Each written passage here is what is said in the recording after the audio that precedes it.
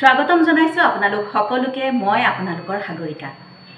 আজি কথা পাতিব বিচাৰিছো যে বহুতৰ এনেকুৱা হয় যে কিবা এটা খোৱাৰ পিছত পেট ভৰাই খোৱাৰ পিছত অকমান পিছত আকৌ ভোক লাগে বা যেতিয়াই ভোক লাগে। ভোক লগাটো ভাল কথা, কিন্তু যেতিয়াই ভোক লগা বা খাই উঠাৰ অলপ পিছতে আকৌ ভোক লগা এইটো এটা শৰীৰৰ এটা সংকেত যে আপোনাৰ শৰীৰত কিবা এটা ঠিক হৈ থকা নাই। গতিকে এনেকুৱা ধৰণৰ কথাবিলাক কিয় হয় বা ইয়াৰ কাৰণ কি বা ইয়াক আমি কেনেকৈ নিৰ্মূল কৰিব পাৰোঁ, কেনেকৈ ঠিকলৈ আনিব পাৰোঁ, সেইটো এটা জানিবলগীয়া কথা। কিন্তু মই যিমানখিনি ধৰক কথা জানো সেই কথাখিনি আজি এনেকুৱা ধৰণৰ সমস্যা লৈ বহুতে মোলৈ মেছেজো কৰে। গতিকে মই সেই গোটেই সমস্যাখিনি মই খুব ভালকৈ ডিটেইল ক'ব নোৱাৰিলেও যিখিনি মই অলপ চলপ জানো সেই কথাখিনিকে মই আপোনালোকৰ লগত শ্বেয়াৰ কৰিব বিচাৰিছোঁ। প্ৰথম কথা হৈছে যে ভোক কিবা খোৱাৰ পিছতে ভোক আকৌ কিয় লাগে বা সঘনাই দিনটোত ভোক কিয় লাগি থাকে, এইটো এটা ডাঙৰ প্ৰশ্ন। গতিকে এইটো হোৱা মানে কি, আপোনাৰ শৰীৰত চাগে লেপটিন নামৰ যিটো হৰমন সেইটো ৰেজিষ্টেঞ্চ হৈছে। এতিয়া লেপটিন ৰেজিষ্টেঞ্চ বা লেপটিন কি বস্তু সেই কথাটো জানিবৰ কাৰণে যেতিয়া অকণমান ভালকৈ চোৱা যায় তেতিয়াহ'লে গম পোৱা যায় যে আমাৰ শৰীৰত দুটা হৰমন উৎপন্ন হয়, যি দুটা হৰমনে এটা হৰমন হৈছে গ্ৰেলিন আৰু এটা হৈছে লেপটিন। গ্ৰেলিনৰ কাম হৈছে যে তেওঁ পেটত ভোকৰ সৃষ্টি কৰা। যেতিয়া ভোক মানে পৰ্যাপ্ত খাদ্য আপোনাৰ শৰীৰলৈ গ'ল, তাৰপিছত আপোনাৰ শৰীৰৰ ভিতৰৰ যিখিনি চেল সেই চেলখিনিয়ে সেই খাদ্যখিনি খাই শেষ কৰিলে, সেই এনাৰ্জিখিনি শেষ হ'ল। তাৰ পাছত পেটত ভোক লগোৱাটো হৈছে গ্ৰেলিনৰ কাম। তেওঁ সেইটো হৰমনে পেটত ভোকৰ সৃষ্টি কৰে।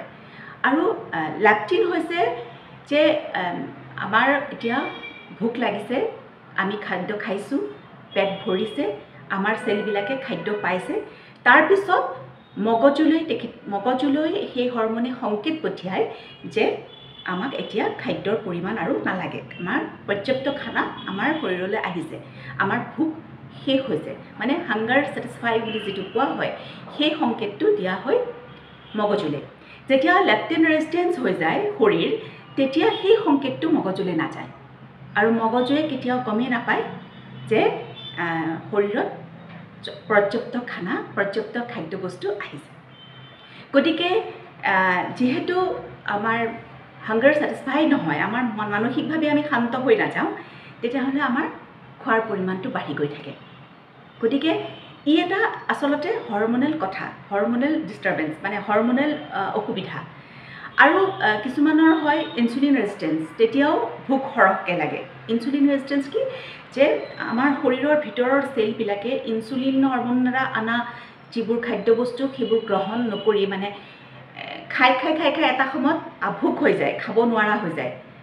তেতিয়া সেই চেলবোৰে সেই ইনচুলিনে অনা খাদ্যসমূহ নোলোৱাৰ পৰত যিখিনি খাদ্যবস্তু তেজত এনেই ঘূৰি ফুৰে, ফলত কি হয়, সেইটোকে আমি ইনচুলিন ৰেজিষ্টেঞ্চ বুলি কওঁ। আৰু তেতিয়াই কি হয়, বেছিকৈ পেটত মানে ফেট জমা হয়। এতিয়া যিসকলৰ ফেটৰ পৰিমাণ 10 কেজিতকৈ বেছি, তেওঁলোকে এনেকুৱা ধৰণৰ কিছুমান হৰমনেল অসুবিধাত ভোগে, কিন্তু আমি গম নাপাওঁ আচলতে এইবোৰ কথা আমি কেতিয়াও ভবাও নাযায় আৰু কেতিয়াও আমি ইয়াৰ বিষয়ে ডিটেইল কথাও নাপাতোঁ। গতিকে আজি মই এই কথাখিনি অলপ চলপ জানো কাৰণে আপোনালোকৰ লগত শ্বেয়াৰ কৰিছোঁ। গতিকে এই কথাবিলাক হোৱাৰ কাৰণে কি হয়, প্ৰথমটো হৈছে যে আমাৰ চবতকৈ ডাঙৰ কথা হৈছে যে আমাৰ খুব এলাহ ভাৱ হয়, খুব এলেহুৱা যেন লাগে, কাম কৰিবলৈ মন নাযায়, টোপনিটো খুব সুন্দৰকৈ টোপনি নহয়, মানে চাউণ্ড স্লিপ বুলি যিটো কয় সেইটো নহয়। তাৰোপৰি আপোনাৰ কোনো কথাতে মটিভেশ্যন নাথাকে, না এক্সাৰচাইজ কৰিবলৈ মটিভেশ্যন থাকে, না ফুৰিবলৈ যাবলৈ মটিভেশ্যন থাকে, না একো কাম কৰিবলৈকে মটিভেশ্যন নাথাকে, একো কাম কৰিবলৈকে মন নাযায়। মানে কি হয়, অনবৰতে যেন জিৰণি লৈ থাকিম, অনবৰত যেন শুই থাকিম, এনেকুৱা ধৰণৰ কথা হয়। আৰু এইকেইটা ৰেজিষ্টেঞ্চ হোৱাৰ কাৰণে, এইকেইটা হৰমনৰ খেলিমেলি হোৱাৰ কাৰণে আমাৰ শৰীৰত যিখিনি কেলৰি বাৰ্ণ হ'ব লাগিছিল সেইখিনি কেলৰি বাৰ্ণ নহয়। আনকি আমি যেতিয়া জিৰণি লৈ থাকোঁ তেতিয়াও আমাৰ শৰীৰত কেলৰি বাৰ্ণ হয়, কিন্তু এইকেইটা হৰমনৰ খেলিমেলিৰ কাৰণে আমাৰ শৰীৰত জিৰণি লৈ থাকোঁতে যিমানখিনি কেলৰি বাৰ্ণ হ'ব লাগিছিল সেইখিনি কেলৰি বাৰ্ণ নহয়। গতিকে সেই গোটেইখিনি আমাৰ শৰীৰত লাহে লাহে লাহে লাহে লাহে জমা হ'বলৈ আৰম্ভ কৰে আৰু আমাৰ ফেটৰ পৰিমাণ, আমাৰ ওজনৰ পৰিমাণ বাঢ়ি বাঢ়ি গৈ থাকে। গতিকে কথাটো হৈছে যে আমি এইটো এটা সমস্যা, আমাৰ শৰীৰৰ বাবে ই এটা সমস্যা। গতিকে এই সমস্যাবিলাক আমি কেনেকৈ আমি তাক নিৰ্মূল কৰিব পাৰোঁ সেইও এটা ডাঙৰ কথা। ডাঙৰ কথাটো হৈছে কি যে আমি প্ৰথম আৰু প্ৰধান কথা হ'ল যে আমি যিহেতু গম নাপাওঁ, আমি আমাৰ শৰীৰত তেনেকুৱা ধৰণৰ হৰমনৰ কিবা খেলি মেলি হৈছে, এই কথাটো আমি যিহেতু আমি গম নাপাওঁ, আমি কেনেকৈ গম পাম? যেতিয়াই আমাৰ ভোকৰ পৰিমাণ বাঢ়িব বা আমাৰ অনবৰত লেথাৰ্জি লাগিব, অনবৰত টোপনি টোপনি ভাৱ লাগি থাকিব, কাম কৰিবলৈ মন নাযাব, এক্সাৰচাইজ কৰিবলৈ মন নাযাব আৰু বিভিন্ন ধৰণৰ কামত আগতে আমাৰ যিমানখিনি ফূৰ্তি আছিল, আমাৰ যিমানখিনি মানসিকভাৱে আমি যিমানখিনি সতেজ হৈ আছিলোঁ সিমান সতেজ হৈ নাথাকিম। তেতিয়া আমি গম পাব লাগিব যে এনেকুৱা ধৰণৰ কিবা হৰমনেল খেলি মেলি আমাৰ শৰীৰত হৈছে। গতিকে এইবিলাকৰ যিটো মানে এইবিলাকক প্ৰটেক্ট কৰিব পৰা, এইবিলাকৰ পৰা হাত সাৰাৰ উপায় কি? হাত সৰাৰ উপায় এটাই। প্ৰথম কথা হ'ল নিজৰ শৰীৰৰ ওজন কমাওক। 2 নম্বৰ কথা হ'ল যিমান পৰা যায় সিমানে নিজকে এক্টিভ ৰাখক। বাহিৰৰ যি জাংক ফুড বা প্ৰচেছ ফুড সম্পূৰ্ণৰূপে বাদ দিয়ক। বাহিৰৰ প্ৰচেছ যিটো ফুড বা পেকেজিং ফুড বা হাইলি প্ৰচেছ ফুড বা জাংক ফুড, সেইবিলাকে আচলতে আমাৰ শৰীৰত কোনো ধৰণৰ ভিটামিন, কোনো ধৰণৰ প্ৰটিন, কোনো ধৰণৰ ফাইবাৰ নিদিয়ে। অকল কাৰ্বহাইড্ৰেট দিয়ে আৰু চেচুৰেটেড ফেট মানে যিখিনি অস্বাস্থ্যকৰ ফেট সেইখিনি দিয়ে, যিয়ে আমাৰ শৰীৰৰ কাৰণে একো উপকাৰ সাধন নকৰে, অকল আৰু অকল অপকাৰ কৰে। গতিকে যি বস্তুৰে আমাৰ অপকাৰ হয় তেনেকুৱা বস্তু আমি সদায় বা সঘনে খোৱাৰ কোনো যুক্তি নাই। গতিকে কেতিয়াবা 6 মাহৰ মূৰত, 1 বছৰৰ মূৰত, 7 মাহৰ মূৰত এদিন খাইছে সেইটো বেলেগ কথা, কিন্তু যিমান পৰা যায় হাইলি প্ৰচেছ ফুড আৰু পেকেজিং ফুড সম্পূৰ্ণৰূপে বৰ্জন কৰক। আৰু এটা কথা খুবেই জৰুৰী, সেইটোৱে হৈছে টোপনি। টোপনি 7 ঘণ্টাৰ পৰা 8 ঘণ্টাৰ টোপনি খুবেই জৰুৰী শৰীৰটো ঠিকে ৰাখিবলৈ আৰু এইবিলাক এনেকুৱা ধৰণৰ হৰমনবিলাক ঠিকে ৰাখিবলৈ। গতিকে টোপনি আৰু জিৰণিৰ খুবেই প্ৰয়োজন। গতিকে সেইটো কথাত খুব গুৰুত্ব দিব লাগে। লগতে খুব ভালকৈ পানী খাওক। 2.5 লিটাৰৰ পৰা 3 লিটাৰ পানী খোৱাৰ এটা অভ্যাস কৰক। খুব সুন্দৰকৈ খাওক পানী, চিপকৈ পানী খাওক। আৰু যদি অকল পানী খাবলৈ মন নাযায় বা অশান্তি লাগে, তেতিয়া পানী খোৱা বটলত, মই আগতেও কৈছোঁ, পানী খোৱা বটলত পুদিনাৰ পাত ভৰাই থওক, ধনিয়াৰ পাত ভৰাই থওক। এতিয়া গৰম দিন আহিছে, গতিকে আপুনি নেমু টেঙা 2 চকল ভৰাই থওক। অকণমান টেঙা ভাৱ হ'ব, খাবলৈ ভাল লাগিব।